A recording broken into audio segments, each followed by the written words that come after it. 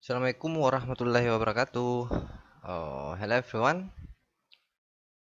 Kali ini saya akan membahas tentang salah satu komponen bahasa tulis, di mana komponen bahasa tulis mulai dari yang terkecil itu ada letter atau eh, huruf, yaitu merupakan simbol bunyi, mulai dari A sampai Z contohnya. Nah, ketika huruf ini dirangkaikan, maka akan membentuk word atau kata. Di sini didefinisikan bahwa kata adalah rangkaian huruf yang memiliki makna. Contohnya ada it ya. It itu merupakan kata karena terdiri dari rangkaian huruf dan memiliki makna. Sedangkan kata yang di sampingnya, kata yang di sampingnya. Rangkaian huruf yang di sampingnya ini bukan kata karena tidak memiliki makna. Oke. Nah, kata itu sendiri terbagi ya, ada beberapa kita sebut dengan part of speech. Jadi jenis-jenis kata itu ada verb, noun, pronoun, adjective, adverb, preposition, conjunction, interjection. Nah, selanjutnya setelah kata, oke, itu ada yang namanya kalimat kah? Oke, kalau kalimat itu dia memiliki kata kerja. Oke, jadi dia dinamakan kalimat ketika rangkaian kata itu memiliki kata kerja. Nah, kita lihat dulu contohnya di sini, gadis cantik. Nah, kalau ditanya apakah di rangkaian kata ini ada kata kerja, jawabannya tidak. Nah, berarti apakah ini adalah kalimat? Nah, jawabannya berarti bukan kalimat. Nah, terus apa dong? Nah, ini kita namakan dengan kalau dalam bahasa Inggris itu phrase ya, ada phrase. Phrase itu adalah rangkaian kata yang memiliki makna tapi tidak berpola subjek verb. Jadi tidak ada verbnya, tidak ada kata kerjanya. Kayak contohnya gadis cantik. Nah, di dalam bahasa Indonesia itu frasa ya istilahnya, itu ada yang namanya diterangkan atau dijelaskan dan ada juga yang menerangkan atau memberikan keterangan tambahan, memberikan penjelasan tambahan. Oke, kita singkat saja dengan dan M ya, diterangkan dan menerangkan. Nah, kalau dalam bahasa Inggris yang diterangkan ini tadi itu kita sebut dengan head, kepala, atau kita istilahkan saja di sini sebagai intinya ya, intinya. Oke, yang diterangkan itu berarti intinya, kemudian yang menerangkan atau yang memberikan penjelasan tambahan itu kita sebut dengan modifier. Oke, modifier and head. Oke. Nah, frasa gadis cantik ini kira-kira yang diterangkan yang mana, yang menerangkan yang mana? Yang diterangkan atau yang dijelaskan yang mana? Yang memberikan keterangan tambahan itu yang mana? Gadis cantik. Oke. Nah, yang diterangkan itu adalah gadis. Yang memberikan keterangan tambahan itu adalah cantik. Oke, jadi cantik di sini memberikan keterangan tambahan ke gadis itu. Ya, bahwa di sini cantik. Oke, jadi diterangkan dan menerangkan. Oke, nah dalam bahasa Inggris itu menerangkan dulu atau modifier dulu, kemudian head. Oke, jadi umumnya modifier dulu baru head. Nah, sehingga ketika gadis cantik ini kita rubah ke dalam bahasa Inggris, jadinya beautiful girl. Oke, beautiful girl. Jadi adjektifnya dulu baru head, nounnya ya. Oh, modifier dulu baru head. Oke. Nah, untuk jenis frase yang pertama itu adalah noun phrase. Apa itu noun phrase? Noun phrase adalah frase yang intinya atau headnya tadi itu berupa noun. Oke. Nah, contohnya misalnya mobil merah. Nah, mobil merah, mobil yang berwarna merah. Nah, berarti di sini yang diterangkan itu adalah mobilnya, dan merah itu yang memberikan keterangan tambahan atau yang menerangkan. Oke, tadi dalam bahasa Inggris harusnya menerangkan dulu baru diterangkan ya. Modifier dulu baru headnya. Oke, jadinya red car. Jadi modifier dulu baru head. Nah, di sini car itu kelas katanya adalah noun. Car itu kelas katanya noun. Kemudian red itu adjektif. Oke. Nah, karena di sini headnya intinya itu berupa noun, ya. Jadi headnya itu kan car berupa noun. Nah, makanya ini namanya noun phrase. Nah, kemudian lihat modifiernya. Modifiernya itu berupa adjektif. Oke. Dan polanya adalah modifier head. Oke, jadi modifier dulu baru head. Oke. Nah, kemudian yang namanya head itu bisa memiliki lebih dari satu modifier, ya. Oke, contohnya an expensive red car, ya, an expensive red car. Oke, sebuah mobil merah yang mahal. Nah, kemudian yang bisa menjelaskan noun adalah adjektif. Oke, ya, jadi segala sesuatu yang menjelaskan noun itu kita golongkan dia sebagai adjektif. Nah, kemudian head itu bisa memiliki lebih dari satu modifier, contohnya di an expensive red car. Contoh, buku mahal. Nah, buku mahal, buku yang mahal. Nah, berarti yang diterangkan itu adalah buku yang menerangkan adalah mahal. Ya, jadi kalau diubah ke dalam bahasa Inggris, mestinya yang menerangkan dulu atau modifier dulu, baru head.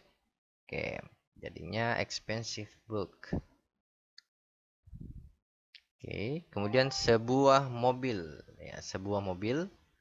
Nah, kalau dirubah ke dalam bahasa Inggris, maka tetap dia. Sebuah mobil jadinya a car, ya. Car. Berarti intinya itu headnya itu ada di car, tetap di car.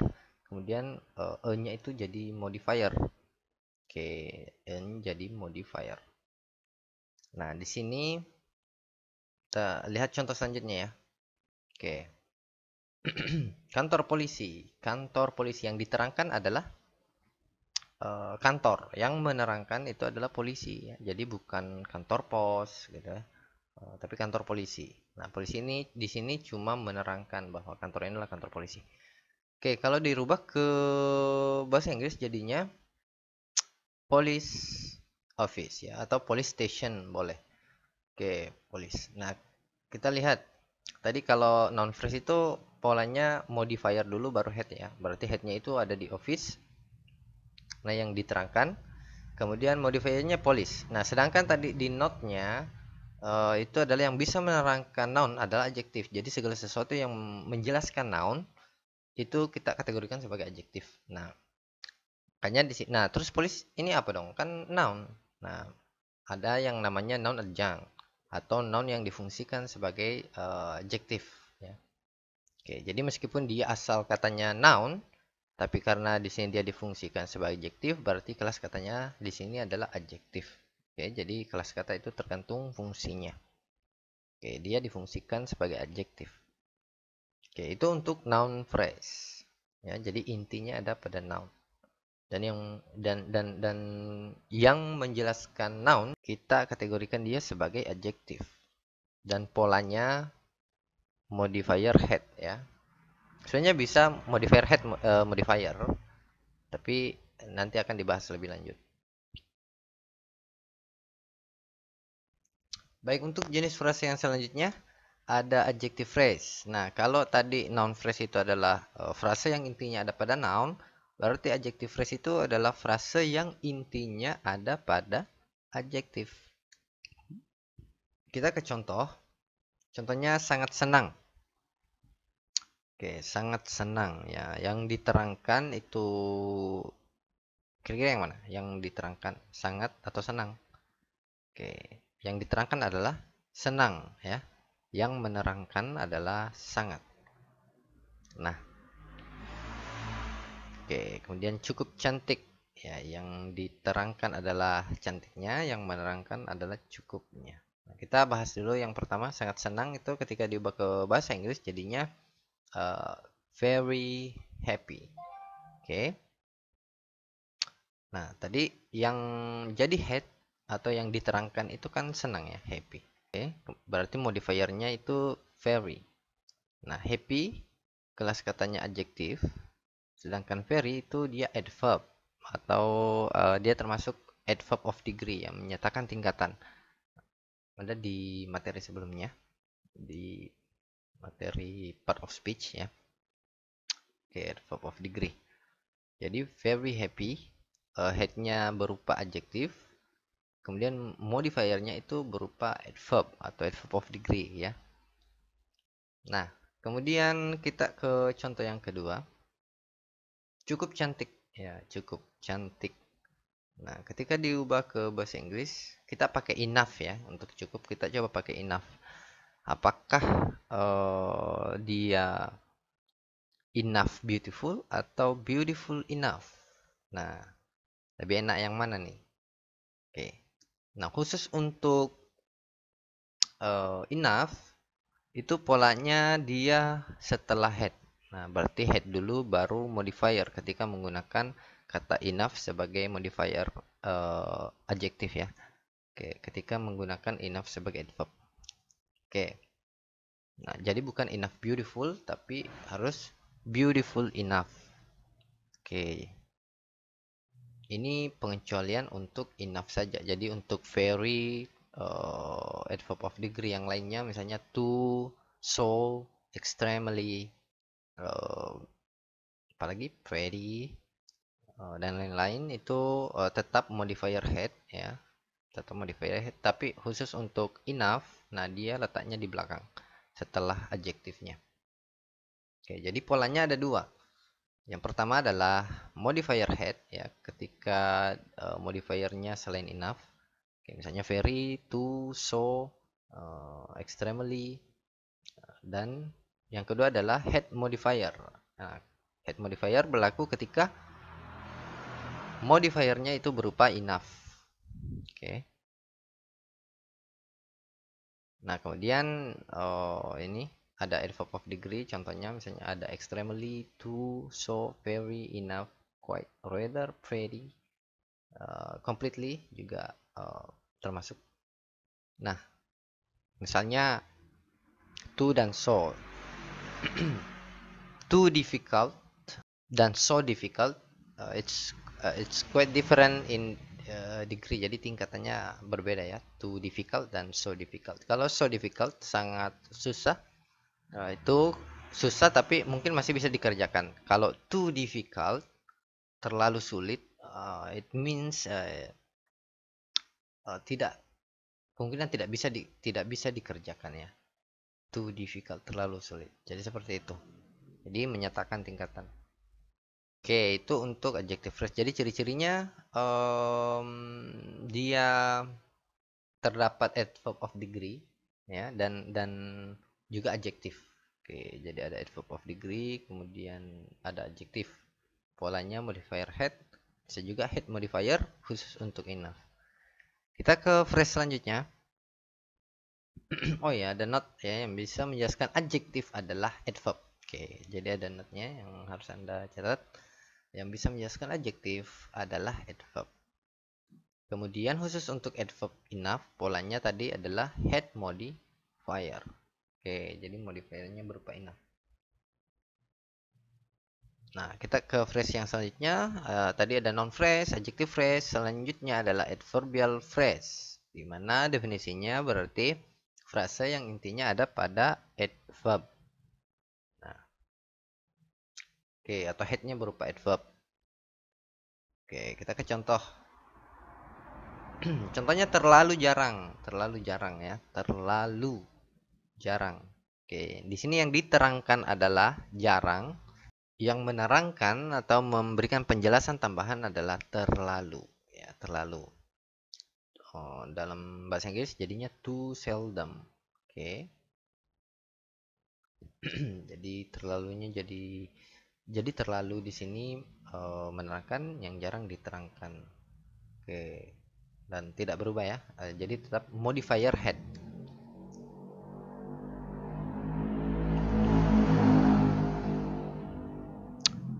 Nah, di sini seldom adalah adverb, sedangkan to juga adalah adverb ya.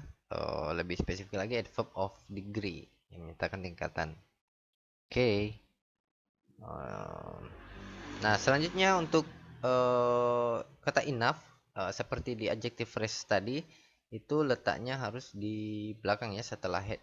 Oke, jadi bukan cukup sering, ketika dirubah bukan enough often, tapi often enough. Oke, often enough. Oke, headnya ini berupa adverb dan modifiernya enough ya, adverb of dari adverb of degree. Oke, nah berarti bisa disimpulkan nih.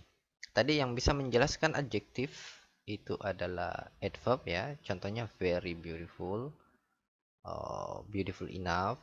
Nah, untuk adverbial phrase yang bisa menjelaskan adverb berarti adverb itu sendiri ya.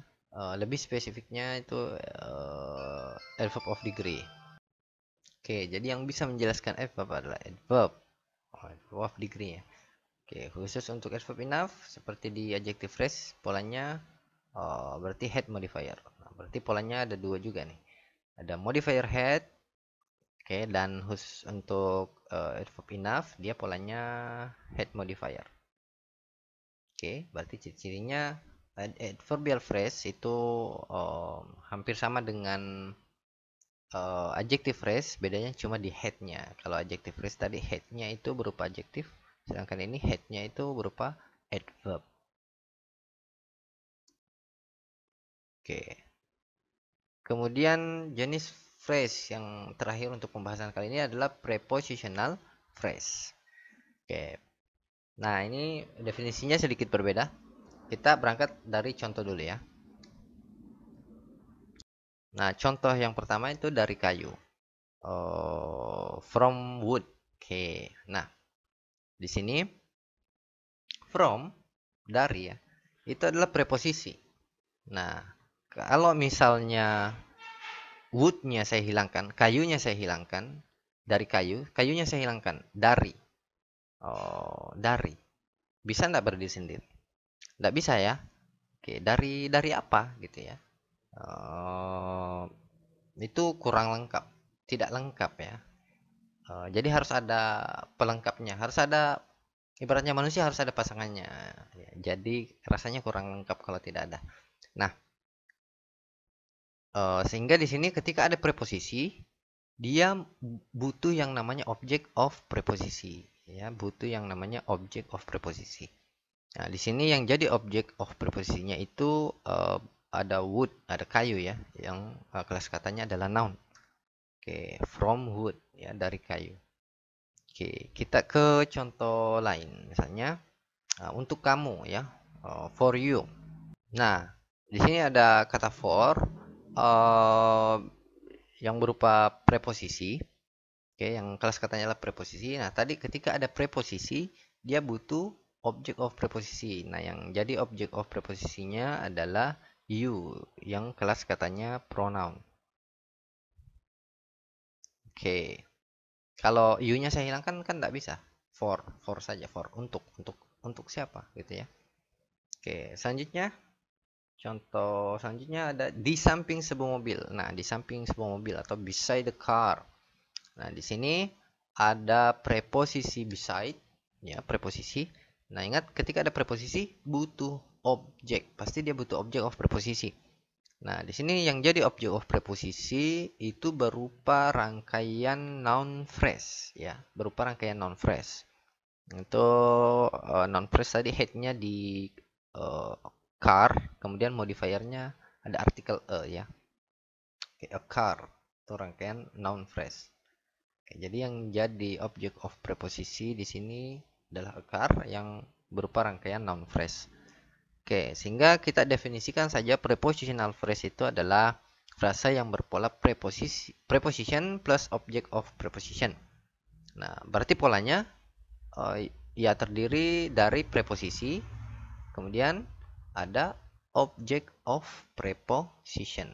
Oke, jadi ingat saja ketika ada preposisi, dia butuh object of preposition. Nah, kemudian yang bisa menjadi object of preposition, nah, seperti yang kita lihat, ini yang pertama ada dari noun, kemudian yang kedua ada pronoun, dan yang ketiga ada noun phrase. Oke, atau kita simpulkan saja yang bisa jadi object of preposition itu adalah noun family, keluarga noun atau noun dan kawan-kawan. Oke, jadi seperti itu ya, noun dan kawan-kawan.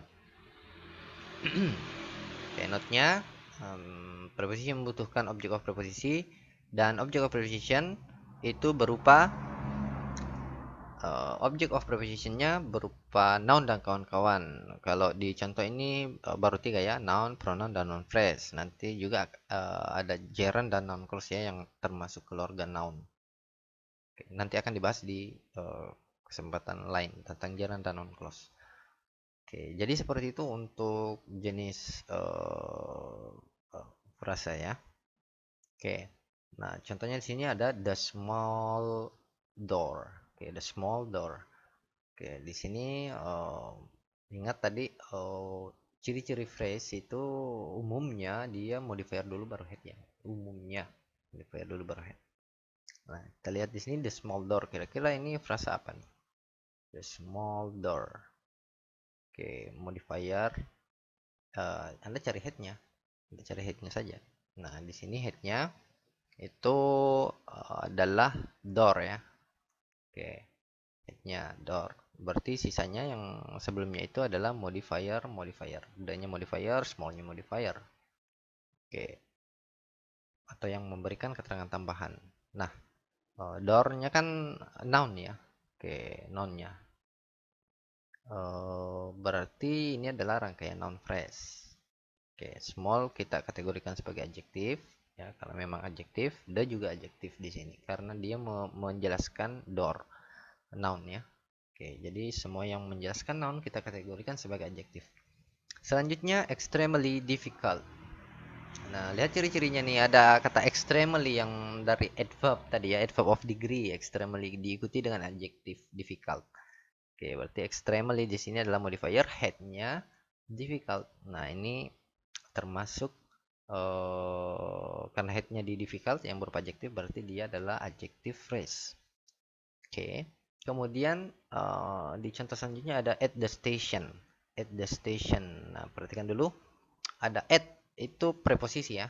Nah, tadi ingat ketika ada preposisi dia membutuhkan object of preposisi. Nah, berarti object of preposisinya itu adalah kata setelahnya. Oke, yaitu the station. Nah, the station jadi object of preposisi berupa rangkaian. Tadi yang bisa jadi object of preposisi adalah noun, pronoun, noun phrase. Nah, karena ini berupa rangkaian the station, berarti dia adalah noun phrase ya. Oke. Nah, berarti untuk rangkaian secara keseluruhan adalah prepositional phrase karena ada preposisi at di depannya. Kemudian ada enough money. Oke, tadi di sini sebelumnya saya tidak membahas penggunaan enough untuk noun ya, cuma penggunaan enough untuk menjelaskan adjektif dan adverb. Oke, ingat tadi yang bisa menjelaskan adjektif dan adverb adalah adverb itu sendiri ya, adverb of degree. Kebetulan enough juga masuk adverb of degree. Tapi khusus untuk di contoh ini, enough money, money kan noun. Nah, enough money, cukup uang. Money noun, berarti headnya itu berupa noun. Oke, enough-nya modifier. Nah, berarti enough di sini dia menjelaskan money, dia menjelaskan noun. Oke, berarti enough di sini bukan adverb. Oke, yang bisa menjelaskan noun tadi itu adalah adjektif. Nah, di sini enough kita katakan kita kategorikan sebagai adjektif. Oke, jadi polanya tetap ya modifier head karena dia noun phrase, bukan adjective phrase, bukan adverbial phrase. Oke, enough money. Jadi tetap bukan money enough ya, bukan money enough.